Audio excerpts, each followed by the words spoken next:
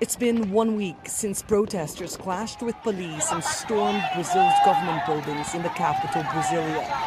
A day set to remain engraved in the country's collective memory. I followed events that day and then I stopped watching.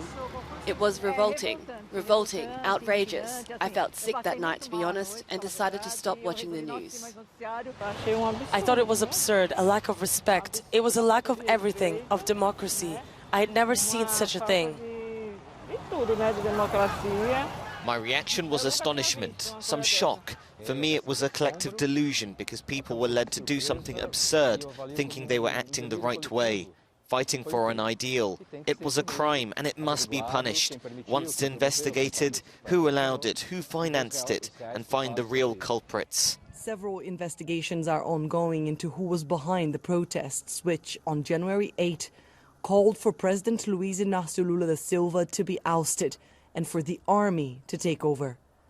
To many here, the message couldn't be more clear. It was a coup attempt, actually.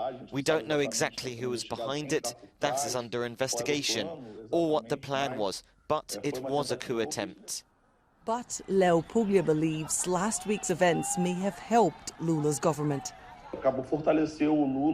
Lula is now stronger, seen as a leader of the movement in defense of democracy, in a movement of grave historic threat. But on the other hand, it was a very serious event that shows the resilience of the radical fringes of Bolsonarism, how far they can go. There is a significant part of the population that is disconnected from reality and is radicalized.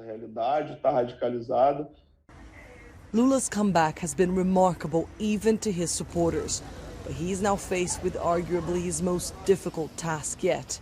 And many here fear what the anger among his predecessors' supporters may bring. I think it's a growing thing. I don't think it's diminishing. I think it's growing. One single person managed to implant in the head of millions of people a discourse of hatred so big that discourse is becoming even more violent. And that's what we're watching now. Democracy that we speak so often about disappeared last Sunday. Anelise Borges in Sao Paulo, Brazil, for Euronews.